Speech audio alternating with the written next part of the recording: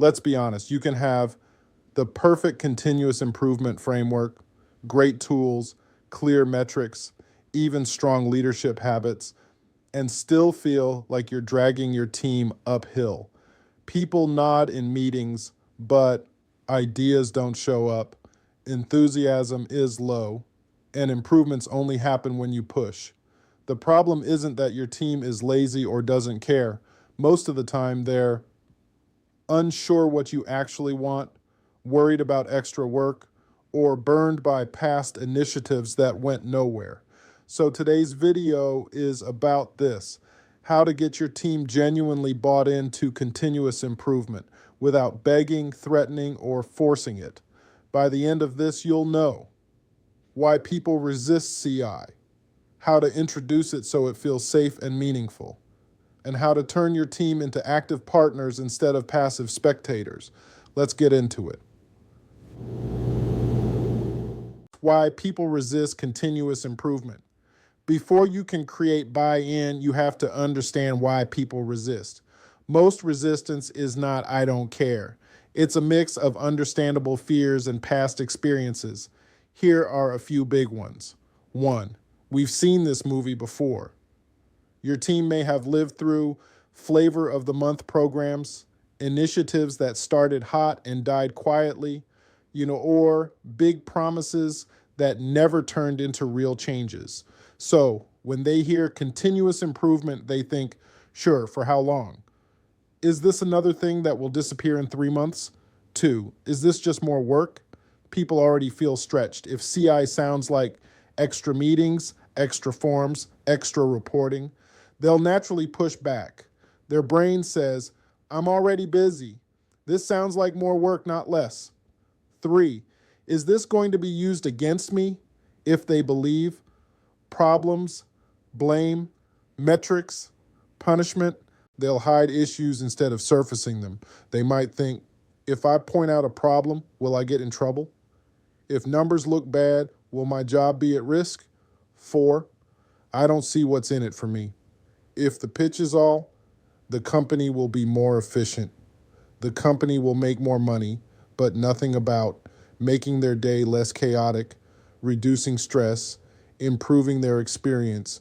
They won't feel personally connected. So your job isn't to beat resistance, it's to address these fears and show a better story. Principle: enroll, don't impose. Here's the mindset shift. You're not trying to force buy-in. You're trying to enroll people in a story they want to be part of. That means less, we're doing CI because I said so. More, here's what's broken, here's why it matters, and here's how we're going to fix it together. There are 3 parts to enrolling people. 1, start with their pain, not your buzzwords. Talk about the chaos, rework, confusion, and frustration they already feel. Show that continuous improvement is how you plan to reduce that pain. 2, make it safe to tell the truth. New ideas and honest feedback won't come from people who feel unsafe. You have to react differently to problems and criticism. 3, give them real influence, not just tasks. Buy-in grows when people see their ideas make it into the real world. If they only execute your plans, they'll never fully own CI. Keep those 3 points in mind as we go through practical steps. Step 1, introduce CI the right way. Step 1, introduce continuous improvement in a way that lands. Don't start with tools. Start with a straight conversation. 1, talk about reality. Gather your team and say something like, look, we all know parts of our work are more chaotic than they need to be. We have delays, rework, miscommunications, and constant fire drills. You feel it, I feel it, our customers feel it. This shows you see what they see, you're not in denial. 2, share your intent, then say, we're not doing this to squeeze you harder or cut corners. We're doing this to make work smoother, reduce stress, and serve customers better so the business can grow in a healthy way. That's what continuous improvement is for here. You're anchoring CI to sanity at work, better service, long-term health. 3, explain the basic game in simple terms. Keep it very simple. There are only two ways to really improve the business. One, increase revenue, and two, reduce the cost and effort it takes to deliver that revenue. Continuous improvement is just us together finding small ways every week to do one of those two things without hurting quality or burning people out. No jargon, just the core game. 4, make a clear promise. Finally, make commitments they can hold you to. We're going to start small. We're not dumping 20 projects on you. We'll ask for your ideas and you will see some of them get tried. We will not use this as a blame game. If something goes wrong, we'll focus on fixing the process, not attacking people. You're planting the seeds of trust. Step 2, create safe, structured participation. Once you've introduced CI, you need a safe, structured way for people to participate. Open-ended. Bring me your ideas is too vague. People need a container.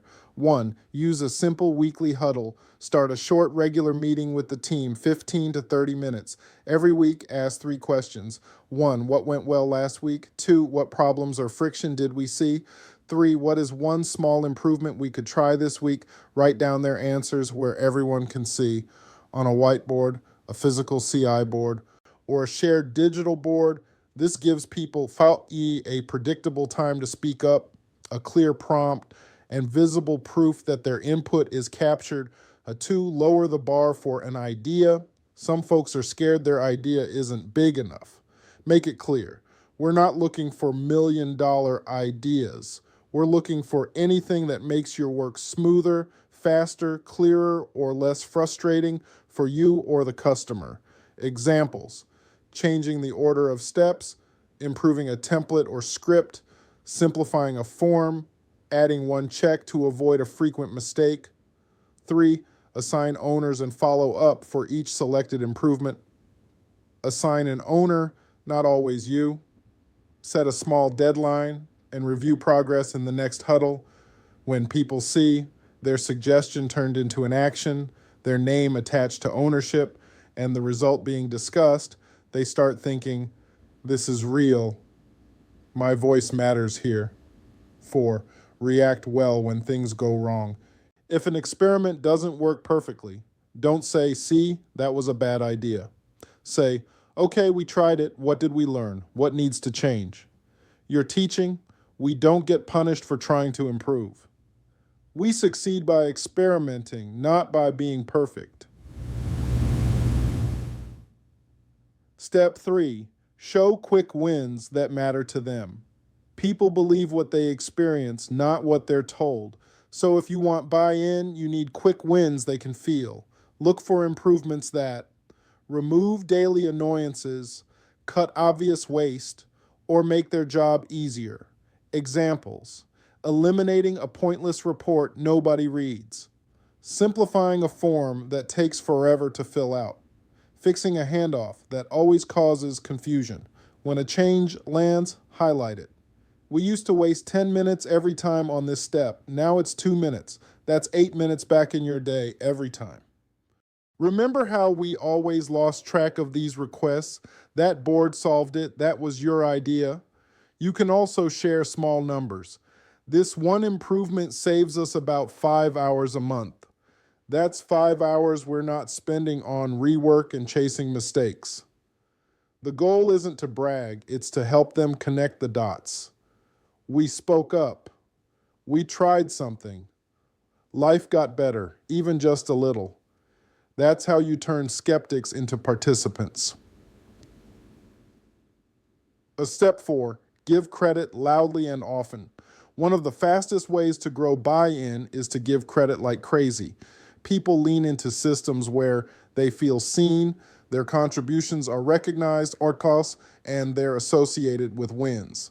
Practical ways to do this. In your weekly huddle. Shout out to Maria for the idea that simplified our intake form. We've already cut errors by half. Big thanks to James for owning the handoff fix between sales and fulfillment. In group emails or chats, highlight one improvement per week and name the person who led it. Keep it short: problem, change, impact, who drove it. In one-on-ones or performance discussions, Mention CI contributions explicitly.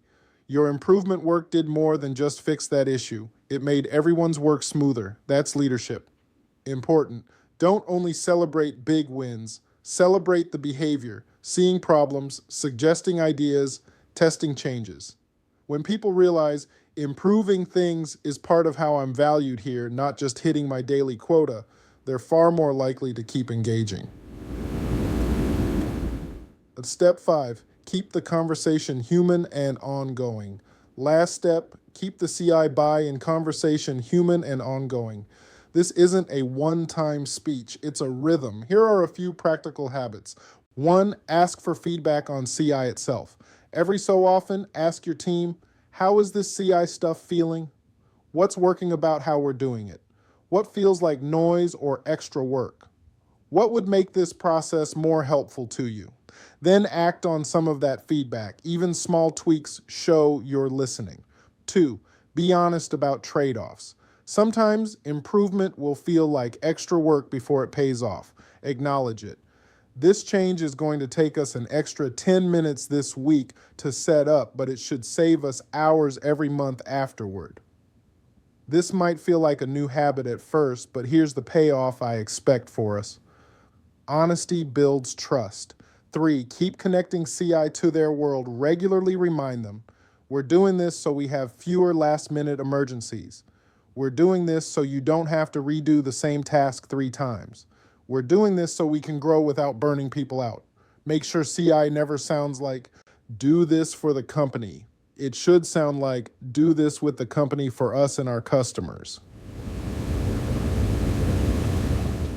Call to action. Let's recap the heart of this. Getting your team bought into continuous improvement isn't about demanding enthusiasm or giving a big motivational speech and walking away.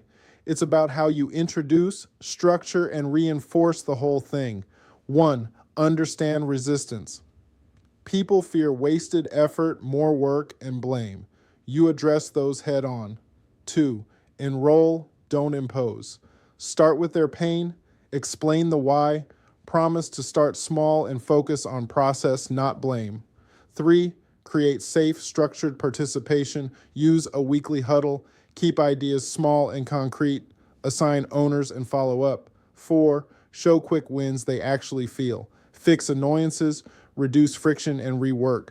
Connect the change to the benefit. 5, give credit loudly and often. Celebrate ideas, effort, and learning, not just perfect results. Here's your challenge. In the next 30 days, have one honest conversation with your team about why you're doing continuous improvement. Launch or reboot a simple weekly CI huddle with those 3 questions. Commit to implementing and highlighting at least 2 small improvements that came from them, not from you. Then watch what happens. When people see that CI makes their work easier, that their ideas count, and that you're serious about making this part of how you run the business, buy-in stops being something you chase and becomes something they bring. If this helped, hit like or subscribe and drop a comment telling me what's one thing your team is frustrated with that CI could help fix. Thanks for watching, and keep building a business where improvement isn't forced from the top, but fueled from every level.